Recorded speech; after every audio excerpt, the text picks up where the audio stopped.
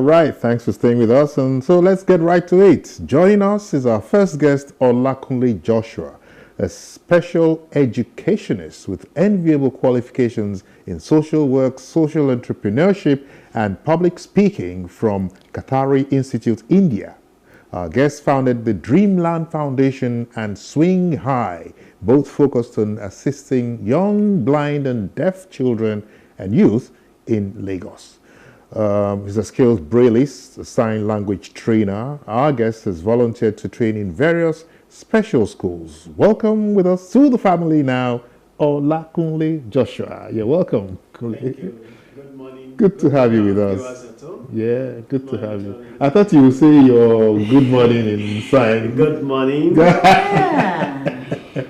Yeah, well, okay. You know, we were speaking off camera earlier on that I had so much, you know, on radio and on a few other television stations last week. 4th, you said, 4th of January, a special day dedicated to World Braille Day. So maybe we can just start from there. Okay. Where are we in this environment in terms of, you know, getting our visually impaired, you know, both hearing and sight, to be at par with the other children in terms of the Braille and all of that? Okay, first of all, let me commend the Lagos State government. At least Lagos State government is one of the states. Lagos State is one of the states in Nigeria that really are practicing inclusiveness. But you agree with me that it's not still enough. A lot still needs to be done. For example, Lagos State, in 2003, Lagos State started inclusive schools. Okay. And it started with about maybe 3 schools. And by inclusive, you mean? This is the school that both sighted, hearing, and children with disabilities can attend. So together. That's what I mean by inclusive schools. We call them inclusive units. Okay. So these are the schools that have been prepared to accept the people with disabilities. But like you said, where are we? I said Lagos State government have done enough, but have done a lot, but it's not still enough. We have many people with disabilities outside there that are still not having access to school because maybe because of distance and like lack of awareness. Okay. Yeah. And so on. I will talk more on this. Because I was coming to that actually. You know, so what are the specific challenges? Let's even try and appreciate what we have, you know, on our plate. So what are the specific challenges, you know, that the physically challenged individuals in Nigeria will face ordinarily? Yeah, you know, when I was in Nigeria, when I was communicating with you yesterday, I said, what part do you want me to talk about? Because we have a lot of challenges at hand. And I'm glad you say we. Yeah. And here you are, sighted and... yes, because they are part of the society. We are together in this. Because I believe people with disabilities should be independent. Should not, people should not see them as this is their liability. Okay. Because they are, and Joshua, they also have names. It's just a disability.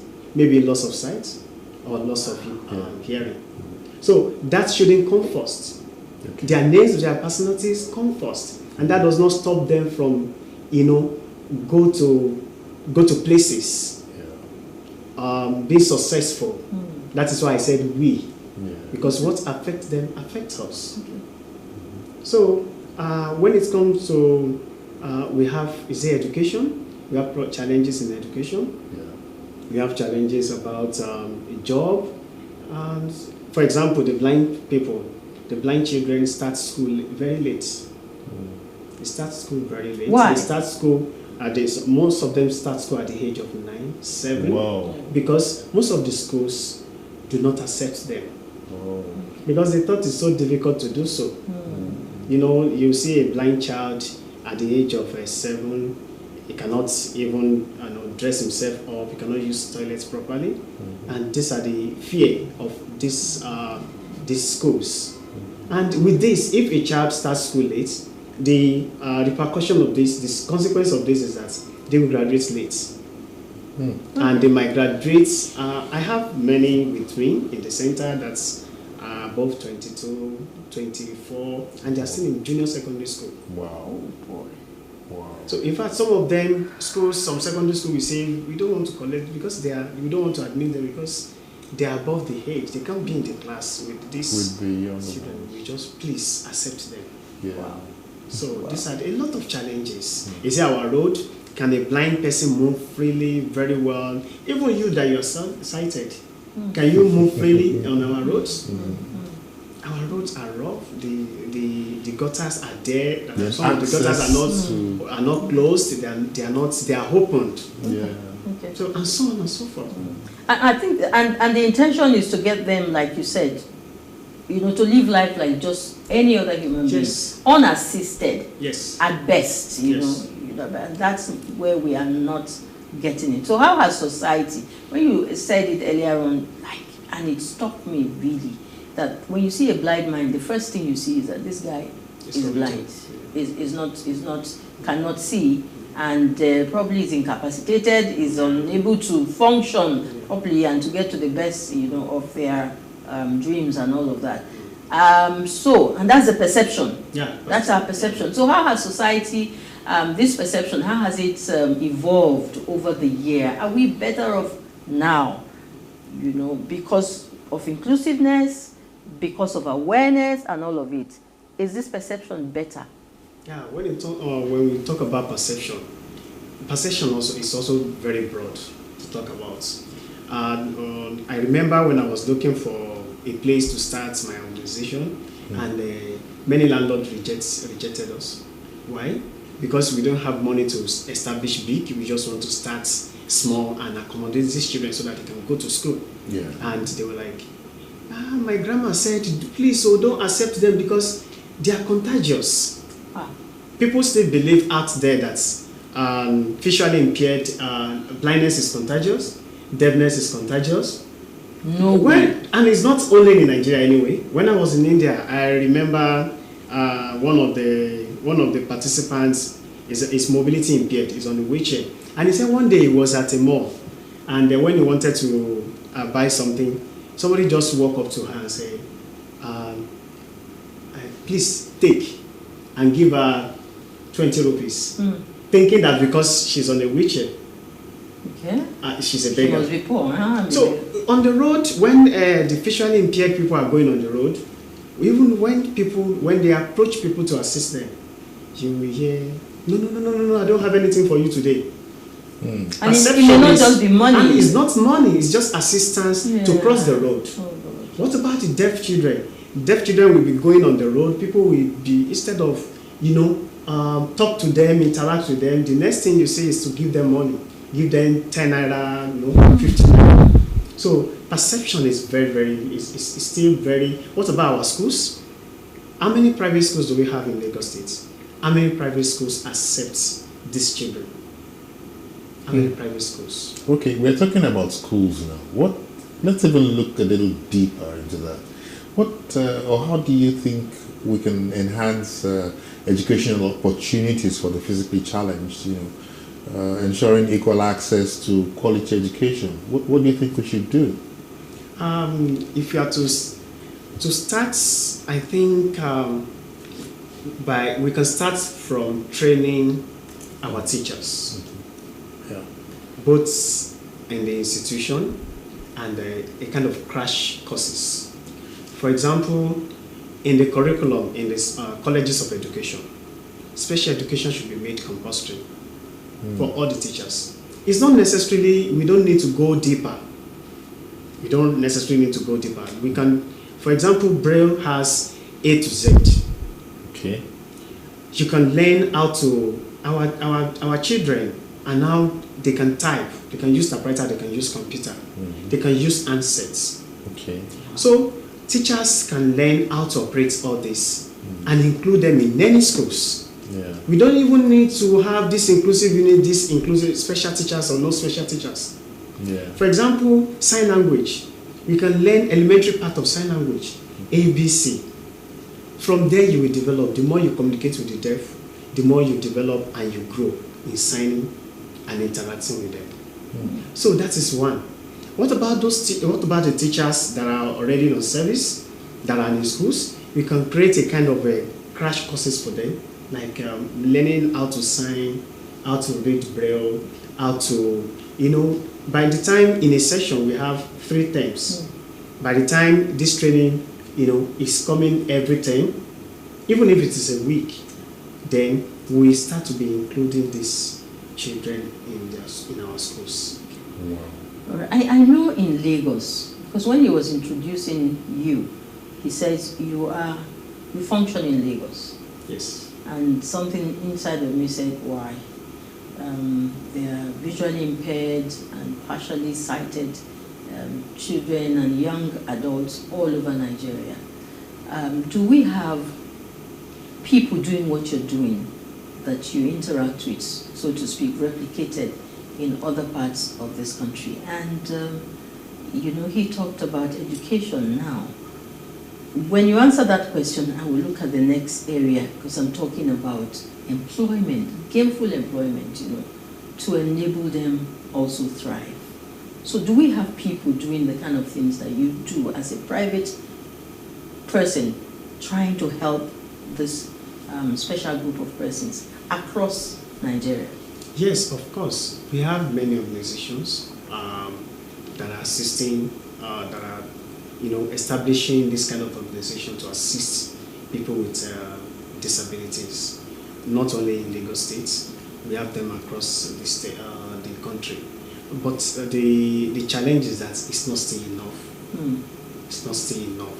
So things need to be, for example, there is a project that we are trying to, that is coming up. The project is to establish a kindergarten, like early childhood school, for the young blind children. Awesome. This will enable them, because there are many consequences when these children don't start school early. When the blind don't start school early, there are many consequences. It affects their mobility. It affects their self-confidence. Confidence, yes. Then it's children can do well if they are trained well in their first years. I mean, the critical period to train a child is from the age 1 to 5. It's very important. If you lose some things from age 1 to 5, a child might not get it again. So it's very good that we work on their psychology, their emotion, the way they interact with others. This is going to be, it's not going to be like a school like they are coming to learn, but a place where they will build their self-confidence. Yeah. So where they will learn how to walk on their own. We have kiddie cane. I've not seen it in Nigeria. What's that? Kiddie cane. We have a guide cane that is not as long as adulthood, because many of our young blind children are kept at home. Yes. Don't go there, you enjoy yourself. No, don't do that.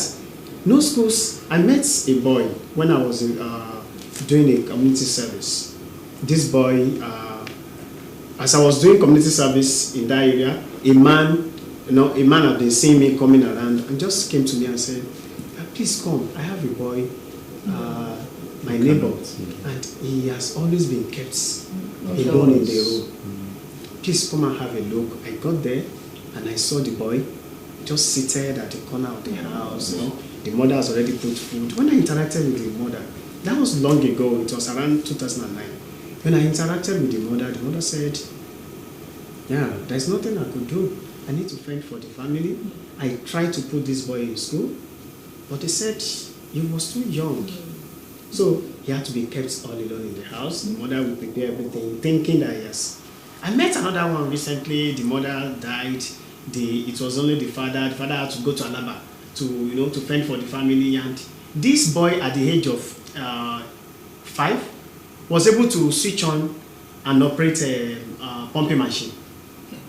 Because the father would say, if water is running out, please just, you understand? Because there are no schools that accept them. Wow. Okay, you talked about training and all of that. Let's even look at the infrastructure that we have, because this will help them have access to transportation and all of that. Now, what are the main infrastructure challenges, faced by this group of people, especially for the visually impaired? Could you just outline some of them for us? Yeah, we have let me start with visually impaired people. We have educational materials. The challenges is on the educational materials are very expensive. Braille. We have Marburg and stylus. Imagine, I forgot I would have brought it on the show. Marburg and stylus is like a slate. Okay. It's what size can I say now?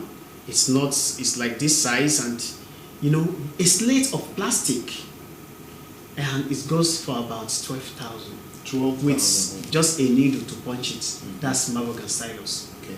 What about Perkins Braille? There are children that they can still work with slate and stylus.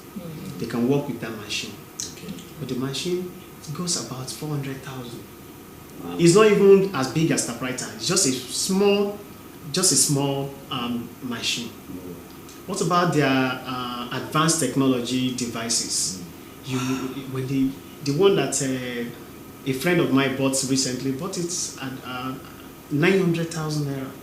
How many people can afford this? Wow. Even ordinary cane that the blind use to walk around, it's about 15,000 naira. Okay, so we'll quickly just look at the area of employment, with the little assistance and the job that people like you are doing and the Lagos State government, getting them ready for the society. When they get older and they're equipped to some extent, do they get employment easily? Easily. The word easily, we should remove it. Okay. So on a scale of 10, like what percentage? Let's say 3. Wow. That is how easy to get a job. But Lagos State government is still trying. When you go to Lagos State secretariats, you will see them employed. Barristers are employed. I have many of my friends as lawyers in Lagos State secretariats. We have them as teachers. Okay. So, but when it comes to private institution, you'll find how many? Let me ask you, how many organizations have you been to and find a blind person that should be the working or a deaf person working there? That's an answer to my question. That is it. When you look around you, we don't even need to go with statistics or record or anything. Look around you. I was looking at when I asked the last question, I was hoping to hear a comment on access to transportation and all of that. Even not work environment, those facilities. Public buildings and all. Yeah. Access to those places. Is there anybody pushing for those? When we talk about physically mobility impaired people, that is zero. Zero. Yes. How many? Let me ask a question again. How many organizations around you have a ramp? Have a lift to take or to occupy or to accommodate a mobility impaired person? Wow. I think even at traffic lights, Even traffic. When you get to ATM machine, how many ATM machine has braille written there? Wow. How many ATM machines are at the level where mobility impaired people can operate it? So we're far away from inclusiveness. We are far away. We're very far. How many bus stops can a blind person, a mobility impaired goes and access it, and a bus will stop? Even when you are crossing, how many people recognize white cane? How many places are there on the road for a blind person to cross safely? Yeah. What about mobility impaired people on the road? How many places are accessible? All right. So are we talking about policies? Are we talking about? I have no idea. Because I'm always thinking about how the blind gets to touch something, and they are able to read ABC to Z and put the words together. But that must be a conversation for another day because our time is totally spent. I'm curious, and I would have loved to, go into that. But I think our time is up. Yes, I just want to add that a few days ago, I had a little lesson with him. I see. How to, I see. From A to... You want to... forgotten. So a final word from you, because everything starts from the family, really. I was thrilled when you talk about this 5 years that the father got him ready to be able to do one or two things in the house. What would you say to the mother, to the father, the uncle, the family system? How can they also begin to equip, you know, the impaired? Yeah, like you said, it actually starts from the family. Yeah. The family that have these children or the people with disabilities should not see their disability first. Should not see their impairments. Should not say that they are blind or they are deaf. Think about what others are doing in them, and what they can do better. There are children, we have a lot to talk about. We didn't even talk about learning disabled children. Learning disabled children are called olodo. You know, in Yoruba, they are called olodo. You go there, you are lazy, you are this, you are that. But, you know, with time, they will get there. So we have a lot to do. With family should accept them first. Then family should come out and talk to the stakeholders that will help them, that will refer them. Then on the aspect of awareness, more awareness still needs to be created. I still met a parent yesterday of as a child of 15, and the child has not been in school. Whoa. In this Lagos, that there's awareness. It means our awareness is not going. It's not still very. It's not still enough. Yeah. So we need to do on the part of the government, all the stakeholders. We need to do more awareness. Then the parents too. Don't be scared. Don't be scared of discrimination. Look at the blind. Look at Cobams. Cobams is blind. We have a lot of people. Look at Stevie Wonder. Stevie Wonder. We have a lot of, like one of the founder of the institution that I went in India. She's a blind person, so she can ride a horse. Wow. She can do hiking and all those things, and she's blind. So these children can perform wonders. So let's give them an opportunity. That's my advice to the parents at home. Thank you very much. Absolutely. Thank you. Thanks for your time and the good job that you do to help the special needs children and young adults, you know, to perform at their peak, if I can use that word. Yeah. Well done. Thank you. Quite informative and encouraging, I must say. And luckily, Joshua, I personally want to thank you. You know, I met him just last week, and he agreed to come on the show. So thanks so much for coming. Thank you for having me. And I hope that we'll have you again. Yes, we of should. course, I'll be glad to be here. Thank you so much. Thank you again. Thank you. Another break beckons when we return. Culture Conversation with Chizoba will take the air. Please stay with us.